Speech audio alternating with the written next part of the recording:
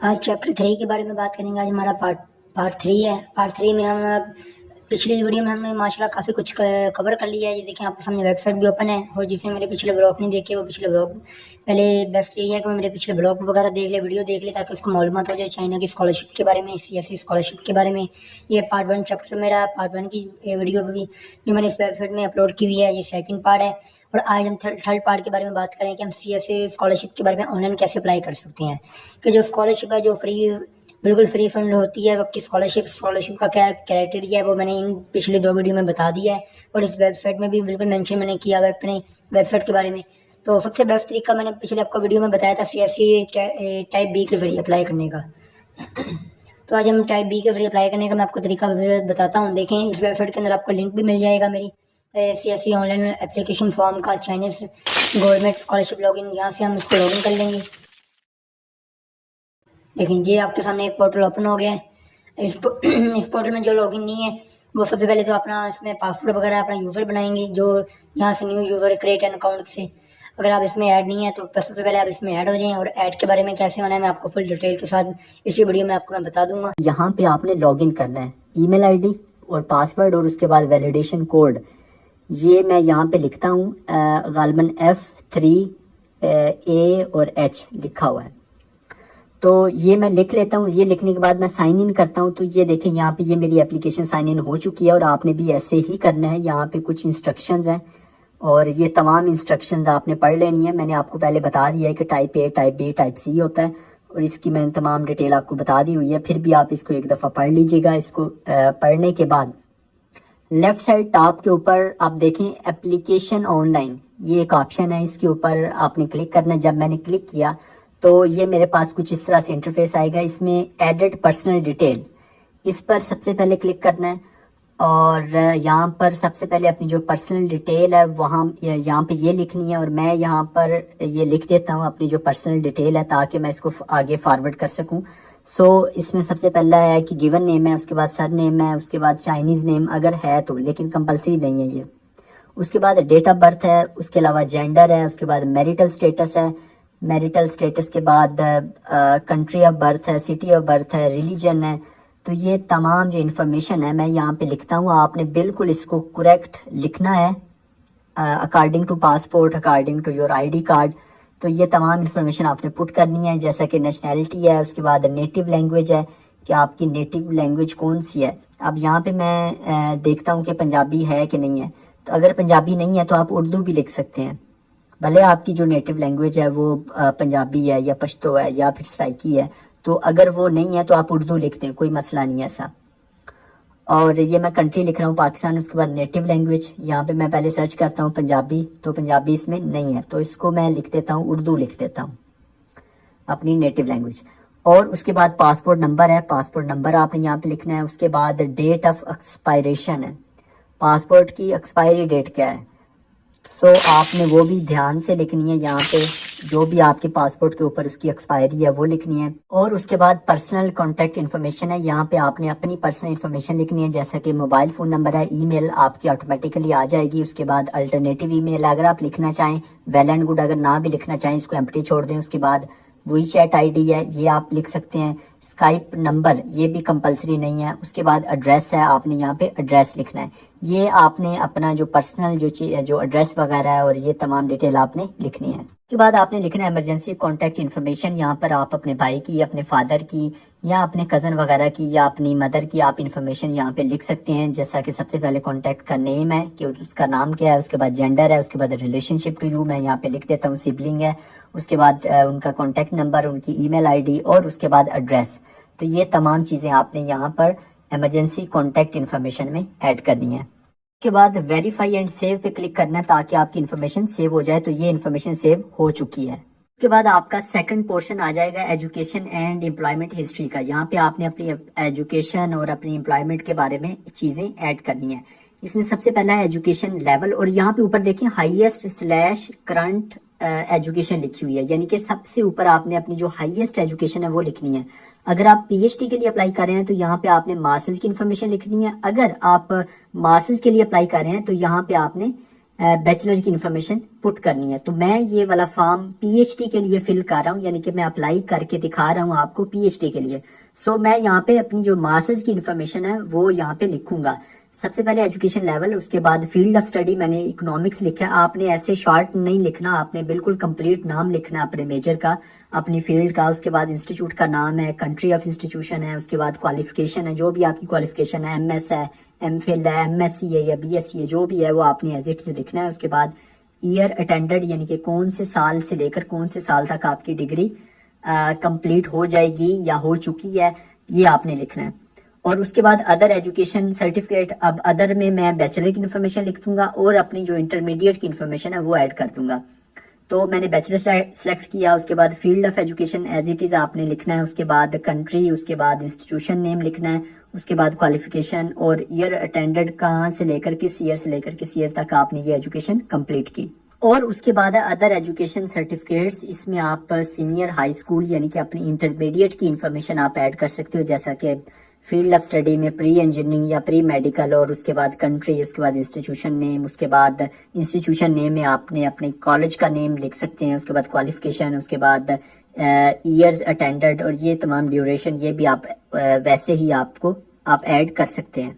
और उसके बाद है एम्प्लॉयमेंट हिस्ट्री, यानी कि आपने कहीं पे जॉब की है तो उसके बारे में आप लिख सकते हैं। सबसे पहले एम्प्लॉयर, एम्प्लॉयर का मतलब कि उस कंपनी का नाम, उस ऑर्गेनाइजेशन का नाम लिखना है। उसके बाद वर्क एंगेज्ड, कि आप किस काम के लिए आपकी जॉब रिस्पॉन्सिबिलिटीज क्या थी। उसके बाद टाइटल एंड पोजीशन, उसके बाद एम्प्लॉयमेंट ड्यूरेशन, तो ये भी आपने ऐड करके इसको वेरीफाई एंड सेव पे क्लिक करना है, तो आपका ये वाला पोर्शन भी सेव हो जाएगा।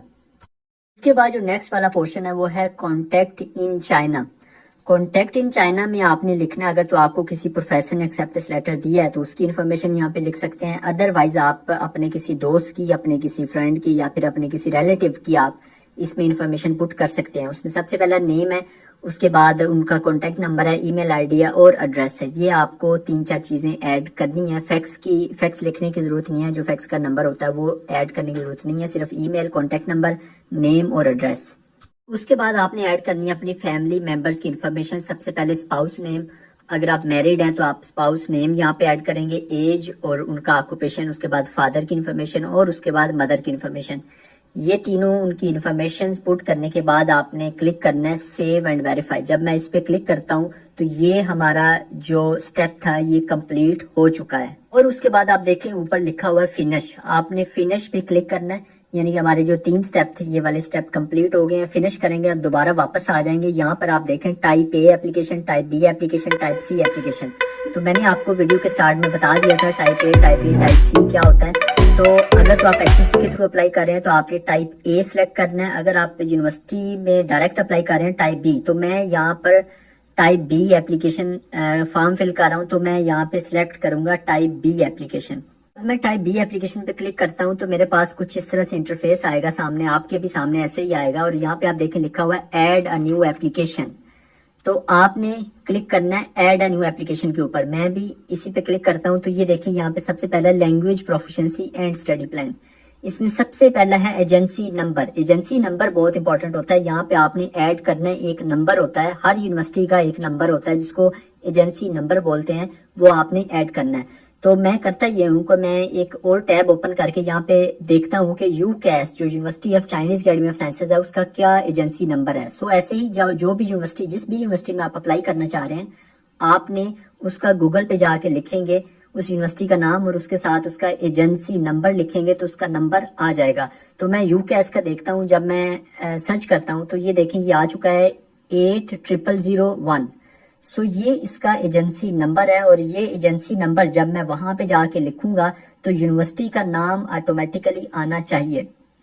तो आप ये नीचे देखें यहाँ पे ऑफिशियल जो वेबसाइट है उसके ऊपर भी लिखा हुआ है कि इसका जो एजेंसी नंबर है वो 8001 है। तो इसको मैंने कॉपी किया और यहाँ पे मैं लिखता हूँ 8001। जब मैंने लिखा तो ये देखें उसके बिल्कुल सामने यूनिवर्सिटी का नाम आ चुका है, university of Chinese academy of sciences. So इसी तरह ही आपने एजेंसी नंबर ऐड करना है। मैं आपको दोबारा किसी और यूनिवर्सिटी का मतलब कि चेक करके आपको बताता हूँ। ये देखें यूकैस का मैंने देखा, अब मैं लिखता हूँ USTC, university of science and technology of China, तो इसका है 10358। सो मैं वहां पे जाके लिखता हूँ 10358। तो देखते हैं यूनिवर्सिटी का नाम आता है कि नहीं। ये देखें, university of science and technology of China सामने आ चुका है। सो ऐसे ही आपने जिस भी यूनिवर्सिटी में आप अप्लाई करना चाह रहे हैं उसका एजेंसी नंबर लिखना है आपने। और ये लिखने के बाद मैं आज इसी यूनिवर्सिटी में आपको अप्लाई करके दिखाता हूँ। उसके बाद है चाइनीज प्रोफिशिएंसी। चाइनीज प्रोफिशिएंसी में आपने, अगर आपको आती है तो उस हिसाब से आपने सिलेक्ट कर लेना है, अदरवाइज नन। उसके बाद इंग्लिश प्रोफिशिएंसी, इसको आपने एक्सलेंट करना है। उसके बाद है अप्लाई एज, यानी कि किस प्रोग्राम में आप अप्लाई करना चाह रहे हैं, तो डॉक्टर डिग्री। उसके बाद डिसिप्लिन अप्लाइंग फॉर, और उसके सामने लिखा हुआ है वेदर होल्डिंग एचएस के सर्टिफिकेट, यस और नो, वो भी नो है। उसके बाद whether holding a certificate of English proficiency, अगर इसको यस करेंगे तो आपको ये जो स्कोर है, जो सेट है, आइट सेट ऑफर है, इनमें से किसी एक का स्कोर आपको ऐड करना पड़ेगा। तो आप इसको नो कर सकते हैं। जब आप नो करेंगे तो आप इंग्लिश प्रोफिशिएंसी लेटर सिर्फ आपको अपलोड करना होगा आगे जाके डॉक्यूमेंट्स में, तो इसको आपने नो करना है। उसके बाद अप्लाई एज, ये मैंने सिलेक्ट कर लिया। उसके बाद प्रेफर्ड टीचिंग लैंग्वेज, यहाँ पे आपने इंग्लिश सिलेक्ट करना है। उसके बाद डिसिप्लिन अप्लाइंग फॉर, तो यहाँ पे आपने अपना जो डिसिप्लिन है वो आपने सबसे पहले सिलेक्ट करना है। यहाँ पे मैं सिलेक्ट करता हूँ नेचुरल साइंस। तो नेचुरल साइंस जब मैंने सिलेक्ट किया, उसके आगे ये तमाम मेजर हैं जो इंग्लिश स्टार्ट ऑफर हो रहे हैं नेचुरल साइंस के रेलेवेंट। तो यहाँ पे मैं कोई भी सिलेक्ट कर लेता हूँ। जो मेजर है वो मैं एस्ट्रोफिजिक्स भी है, उसके बाद अप्लाइड मैथमेटिक्स है, अप्लाइड मैथमेटिक्स सिलेक्ट कर लेता हूँ। और उसके बाद देखिए जो ड्यूरेशन है वो ऑटोमेटिकली ऐड हो गया, यानी कि 1 सितंबर 2025 से लेकर 15 जुलाई 2029 तक इसका ड्यूरेशन है। तो ये हो गया। उसके बाद है एवर स्टडीड और वर्कड इन चाइना, इसको अगर आपने किया है यस, अदरवाइज नो। और उसके बाद है ever studied in China under a Chinese government scholarship, कि क्या आप कभी चाइनीज गवर्नमेंट स्कॉलरशिप के अंडर पढ़े हैं, तो अगर पढ़े हैं तो यस, अदरवाइज नो। ये करने के बाद वेरीफाई एंड सेव पे क्लिक करता हूं, तो मेरे पास ये तमाम जो डॉक्यूमेंट्स की ये लिस्ट है वो आ चुकी है कि कौन कौन से डॉक्यूमेंट्स आपको अपलोड करने हैं। सबसे पहले उसका आईडी फोटो है, जो कि पिक्चर है, यानी कि आपकी जो फोटो है वो आपने अपलोड करनी है। और मेरे पास एक फोटो पड़ी है, वो मैं आपको अपलोड करके दिखाता हूँ, अगर अपलोड हो जाए तो। ये अपलोड नहीं हो रही, उसकी वजह ये है कि ये जो पिक्चर है ये एमबी में है। एमबी से मुराद ये कि इसकी जो साइज है वो काफी बड़ा है, लेकिन यहाँ पे इन्होंने ये क्लियरली लिखा हुआ है कि आपकी जो फोटो है वो 200 KB से कम होनी चाहिए। सो इस वजह से आप मेरी जो पिक्चर है वो अपलोड नहीं हो रही। तो आपने कोशिश करनी है कि उसको जो साइज है वो कम करना है, 200 KB से कम हो, तो वो आपने यहाँ पे अपलोड करनी है पासपोर्ट साइज पिक्चर, तो वो आपने अपलोड करनी है। और ये तमाम इन्फॉर्मेशन आपने पढ़नी है। तमाम इन्फॉर्मेशन पढ़ने के बाद फिर आपने अपलोड करने के बाद आपके एजुकेशनल डॉक्यूमेंट्स है, जैसा कि आपके ट्रांसक्रिप्ट, डिग्री वगैरह। उसके बाद स्टडी प्लान है, स्टडी प्लान के बाद रेफरेंस 1, रेफरेंस 2, ये आपने लेटर अपलोड करना है। उसके बाद पासपोर्ट का होम पेज, ये आपने यहाँ पे अपलोड करने हैं। उसके बाद physical examination record of foreigner, ये आपने अपलोड करने हैं। और यहाँ तक देखें, ये जो 8 नंबर तक ये तमाम कंपलसरी डॉक्यूमेंट्स हैं। और एक जो 15वें नंबर पे आपका जो पुलिस कैरेक्टर सर्टिफिकेट है वो कंपलसरी डॉक्यूमेंट है। उसके अलावा जो 9 से लेकर 14 तक है ये कंपलसरी नहीं है। 9वें नंबर पे है पेपर और आर्टिकल पब्लिश्ड। उसके बाद 6 पिक्चर एंड म्यूजिक वर्क, अगर किसी का म्यूजिक का वर्क है तो म्यूजिक रेलेवेंट डिग्री है तो। उसके अलावा अदर सपोर्टिंग डॉक्यूमेंट, उसके बाद Chinese language proficiency, English language proficiency, pre admission letter, ये तमाम जो है ये कंपलसरी नहीं है। तो ये तमाम जो डॉक्यूमेंट्स हैं ये आपने अपलोड करने हैं। यहाँ पर अपलोड करने के बाद आपने जो नीचे सबमिट का ऑप्शन है वो वहां पे आपने क्लिक करना है सबमिट में, तो आपकी एप्लीकेशन सबमिट हो जाए।